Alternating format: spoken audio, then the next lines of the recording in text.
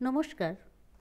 স্বামী বিবেকানন্দের ১৬১তম শুভ জন্মতিথি উপলক্ষে আজকের এই বিশেষ পর্বে আপনাদের সবাইকে স্বাগত। স্বামী বিবেকানন্দই সেই মহাপুরুষ যিনি গোটা ভারতবর্ষকে পৃথিবীর কাছে গর্বিত করেছিলেন। ১৮৬৩ সালের ১২ই জানুয়ারি, সোমবার, সময় প্রত্যুষ। সূর্যোদয়ের আর মাত্র ৬ মিনিট বাকি। ভুবনেশ্বরী দেবী একটি দিব্যকান্তি পুত্র সন্তান প্রসব করলেন। সেদিন কৃষ্ণা সপ্তমী তিথি, পৌষ সংক্রান্তি ও পৌষ পার্বণ উপলক্ষে বাংলার ঘরে ঘরে উৎসবের সমারোহ। শৈশবকালেই প্রথম দুটি সন্তানের মৃত্যু ভুবনেশ্বরী দেবীকে ব্যথিত করে তুলেছিল। তখন বিধি প্রেরণায় ভুবনেশ্বরী দেবীর অন্তরে একটি পুত্র সন্তান লাভের এক প্রবল আকাঙ্ক্ষা জেগে উঠল। তা সফল করবার মানসে তিনি নীরবে ও সকলের অলক্ষ্যে মন প্রাণ ঢেলে এক কঠোর তপস্যায় নিযুক্ত হলেন। তিনি প্রতিদিন শিব পূজা করবার সময় তার এই প্রিয় দেবতার উদ্দেশ্যে অন্তরের ওই বাসনাটি পূর্ণ করবার জন্য আকুলভাবে প্রার্থনা করতে লাগলেন। ভুবনেশ্বরী দেবী দত্ত পরিবারের একজন কাশীবাসিনী বৃদ্ধা মহিলাকে এক পত্র দ্বারা অনুরোধ করলেন যে তিনি যেন ভুবনেশ্বরী দেবীর হয়ে তার পুত্র কামনার সিদ্ধির জন্য কাশীর বীরেশ্বর শিবের চরণে প্রত্যেক দিন পূজা, ভোগ ও প্রার্থনা নিবেদন করেন। এইভাবে কিছুকাল অতিবাহিত হলে ভুবনেশ্বরী দেবী এক শুভ রাত্রিতে একটি অপূর্ব স্বপ্ন দেখলেন। গভীর রাত্রে ওই সুগভীর নিস্তব্ধতার মধ্যে তিনি স্বপ্ন দেখলেন তুষার ধবল জ্যোতির্ময় শিব তার সম্মুখে, এবং তিনি একটি ক্ষুদ্র পুরুষ শিশুর আকার ধারণ করলেন। একটা আনন্দ শিহরণের সঙ্গে ভুবনেশ্বরী দেবীর ঘুম ভেঙে গেল। তিনি বুঝলেন স্বপ্ন দেখেছেন, কিন্তু স্বপ্ন হলেও তা কি শুধু স্বপ্ন? তাতে সত্য কিছুই নেই? এই প্রশ্নবাণ ভুবনেশ্বরী দেবীকে জর্জরিত করতে লাগল। শিব শিব, তাহলে দেবাদিদেব বীরেশ্বর শিব তার প্রার্থনা মঞ্জুর করেছেন? স্বপ্নটি কি তারই একটি ঘোষণা? তিনি আনন্দে আবেগে কাম্য ফলদাতা সর্বলোকেশ্বর শিবের চরণে বারবার প্রণাম করতে লাগলেন। অবশেষে ভুবনেশ্বরী দেবীর বিশ্বাস সত্যে পরিণত হল। যথাসময়ে তিনি একটি দিব্যকান্তি পুত্র সন্তান প্রসব করলেন। এই যথাসময়টিই হল ১৮৬৩ খ্রিস্টাব্দের ১২ই জানুয়ারি। ভুবনেশ্বরী দেবী বীরেশ্বর শিবের প্রসাদে এই পুত্র লাভ করেছেন। এই বিশ্বাসে নবাগত শিশুটির নাম রাখলেন বীরেশ্বর। বাড়ির সকলে ওই নামকে সংক্ষেপ করে বিলে এই নামেই ডাকতেন। পরে ছেলেটির পোশাকই নাম রাখা হয় নরেন্দ্রনাথ। প্রচুর আশা আনন্দের মধ্যে শিশু নরেন্দ্রনাথ মায়ের কোল আলো করে বেড়ে উঠতে লাগলো। স্বাস্থ্যবান, গৌরবর্ণ ও সর্বাঙ্গ সুন্দর পুত্রটির দিকে তাকিয়ে মাতা ভুবনেশ্বরী দেবীর আনন্দে মন ভরে উঠত। ভুবনেশ্বরী দেবীর কি সাধনার ধন, কত আরাধনার ফল, তা আর কেউ না জানলেও তিনি জানতেন। কিন্তু তিনি কখনো বুঝতে পারেননি তিনি কি চেয়েছিলেন আর কি পেয়েছেন। তাঁর কোলের এই অসহায় শিশুটির ভিতর যে লুকিয়ে রয়েছে বিশ্ব সন্ত্রাসী অমিত তেজ, সে যে একদিন একা সমগ্র মানবজাতির কল্যাণে জগৎবক্ষে এক মহা তোলপাড় সৃষ্টি করবে, তন্দ্রাচ্ছন্ন জন্মভূমি ভারতবর্ষকে দু অতিবল হাতে ঝাঁকিয়ে জাগ্রত করে তুলবে, এই কথা ভুবনেশ্বরী দেবীর স্নেহ মমতাপূর্ণ কোমল মাতৃমনের ধারণারও অতীত ছিল। শিশু নরেন্দ্রনাথকে নিয়ে তিনি এক অতি কঠিন সমস্যার সম্মুখীন হলেন। বয়স বাড়ার সঙ্গে সঙ্গে শিশুটি দুষ্টু ও দুরন্ত হয়ে উঠল। তার অশান্তপনার কোনো অবধি থাকত না। কোনো বিষয়ে গো ধরলে সেটা থেকে তাকে আর কোনো মতেই টলানো যেত না। তখন কোনো ভয় বা লোভ বা মিষ্টি কথা সবই সমান নিষ্ফল হতো। নানা উপায় পরীক্ষা করে ভুবনেশ্বরী দেবী শেষে দেখলেন শিব নাম উচ্চারণ করতে করতে শিশুটির মাথায় ঠান্ডা জল ঢেলে দিলে অথবা দুষ্টুমি করলে শিব তোমাকে কৈলাসে যেতে দেবে না বলে ভয় দেখালে সে নিমেষেই শান্ত হয়ে যেত। এই সব ঘটনার পর ভুবনেশ্বরী দেবী কৃত্রিম রাগের সঙ্গে বলতেন, আমি শিবের কাছে একটি পুত্র চেয়েছিলাম আর তিনি আমাকে তার একটা ভূত পাঠিয়ে দিয়েছেন। ভূতই বটে। কোনো কিছু করবার না থাকলে শক্তিচঞ্চল শিশুটি ভূতের মতোই অস্থির ও উপদ্রবশীল হয়ে উঠতেন।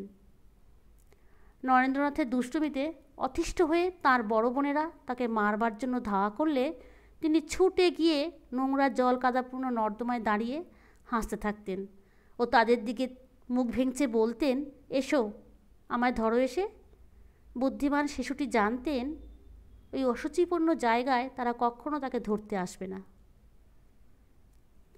শৈশবকালে নরেন্দ্রনাথ একটি ময়ূর, একটি ছাগল, কয়েকটি গিনিপিগ ও কতগুলি পায়রা বিশেষ ভালোবাসার সঙ্গে পুষতেন। বাড়ির গরুটি ছিল তার প্রিয় খেলার সাথী, আর চাকরদের মধ্যে তার পিতার ঘোড়ার গাড়ির বৃদ্ধ হিন্দুস্থানি কোচোয়ান ছিল তার বিশেষ বন্ধু। কোনো ভিখারি বা সাধু সন্ন্যাসী তার বাড়ির দরজায় আসলে তিনি তাদের মুক্ত হস্তে ভিক্ষা দিতেন। একদিন কোনো কিছু না পেয়ে তার কোমরে জড়ানো নতুন কাপড়টি একটি সাধুকে দিয়ে দিলেন। অনেক শিশুকাল থেকে নরেন্দ্রনাথ তার মায়ের কাছে রামায়ণ মহাভারতের গল্প শুনতেন। সম্ভবত তার ফলে তিনি রাম ও সীতার প্রতি বিশেষ ভক্তিযুক্ত হয়ে ওঠেন।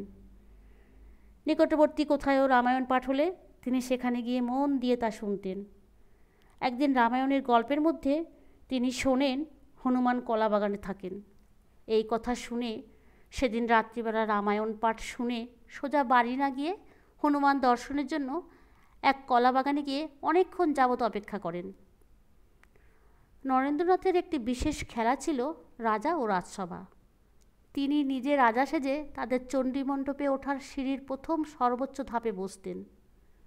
তারপর তার প্রধানমন্ত্রী, সেনাপতি, অধীনস্থ রাজগণ ও অন্যান্য রাজকর্মচারীদের নিযুক্ত করতেন পদ অনুসারে তাদের সিঁড়ির অন্য ধাপগুলোর ওপর।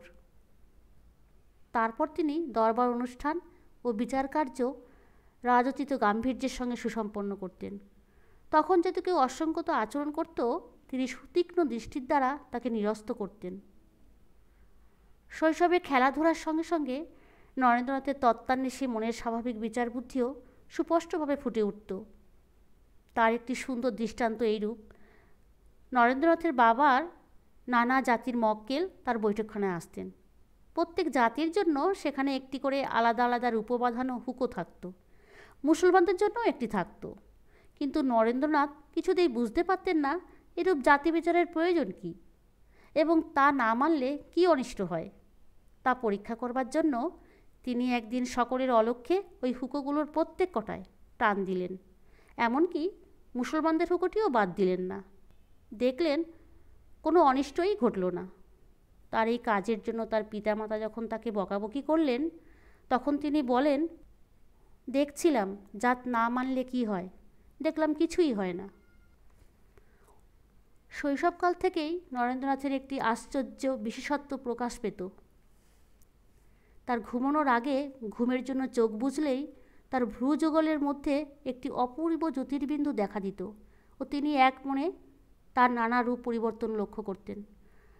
তা দেখবার সুবিধার জন্য তিনি বিছানার ওপর উপুড় হয়ে শুতেন। ওই অদ্ভুত বিন্দুটি নানা রঙে পরিবর্তিত ও ক্রমশ বেড়ে গিয়ে একটি পিণ্ডের রূপ ধারণ করত এবং শেষে তা ফেটে গিয়ে তার সর্বশরীরে এক সাদা তরল জ্যোতিরাশিতে ঢেকে ফেলত। ওই রকম হওয়া মাত্রেই তিনি চেতনালুপ্ত হয়ে ঘুমিয়ে পড়তেন। এই ঘটনা প্রতি রাতেই ঘটত বলে নরেন্দ্রনাথের ধারণা হয়েছিল যে এটা সকলের ক্ষেত্রেই ঘটে। কিন্তু তারপর বড় হয়ে যখন তিনি ধ্যান অভ্যাস করতে আরম্ভ করলেন, তখন বুঝলেন ওই জ্যোতির্বিন্দু তার সামনে এসে উপস্থিত হতো। তারপর বড় হয়ে যখন তিনি ধ্যান অভ্যাস করতে আরম্ভ করলেন, তখন চোখ বুঝলেই ওই জ্যোতির্বিন্দু তার সামনে এসে উপস্থিত হতো এবং তিনি তাতে মন একাগ্র করতেন। পরে যখন তিনি কয়েকজন সমবয়সী বন্ধুর সাথে একসঙ্গে ধ্যান করতেন, তখন তাদের সঙ্গে ধ্যানকালের দর্শন বিষয়ের আলোচনা থেকে তিনি বুঝতে পারেন ওই রকম জ্যোতির্দর্শন তার বন্ধুদের কখনো হয়নি এবং তারা কেউ নরেন্দ্রনাথের মতো ঘুমোতেনও না। এই ঘটনার অনেক পরে শ্রীরামকৃষ্ণদেব একদিন নরেন্দ্রনাথকে এ বিষয়ে আপনা থেকেই প্রশ্ন করেন ও বলেন, যারা ধ্যান সিদ্ধ তারাই ওইরূপ জ্যোতি দেখতে পায়। এই ধ্যান সিদ্ধ আশ্চর্য শিশুটির আরেকটি অলৌকিক বিশেষত্বের কথা পরবর্তীকালে তিনি নিজের মুখেই গুরু ভাইদের এইভাবে বর্ণনা করেছেন। ছেলেবেলা থেকেই সময়ে সময়ে কোনো ব্যক্তি, বস্তু বা স্থান দেখে মনে হতো ওসব আমি পূর্বে কোথাও দেখেছি, কিন্তু তা চেষ্টা করেও কিছুতে স্মরণে আনতে পারতাম না।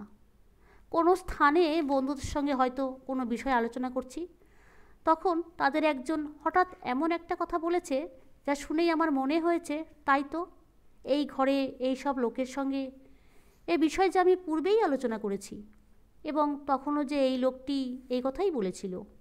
কিন্তু অনেক ভেবে চিন্তা করেও স্থির করতে পারিনি।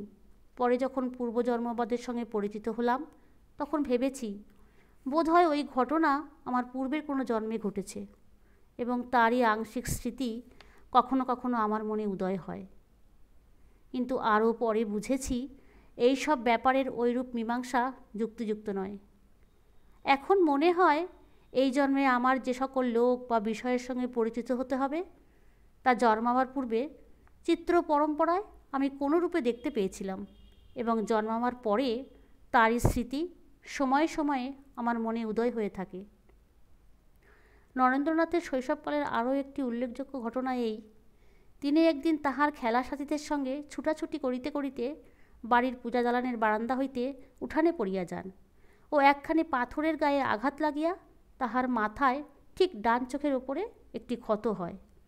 বহু বৎসর পরে শ্রীরামকৃষ্ণদেব তাহার কপালের এই ক্ষতের দাগ দেখিয়া তাহাকে উহার কারণ জিজ্ঞাসা করেন ও বলেন, ওই আঘাতের ফলে নরেনের শক্তি সংকুচিত হয়, এবং তা না হলে নরেন তার শক্তির প্রভাবে জগৎ ধ্বংস করে ফেলত। আজকের আলোচনা এখানেই শেষ করলাম। ভিডিওটি ভালো লাগলে লাইক, শেয়ার ও সাবস্ক্রাইব করবার অনুরোধ রইল।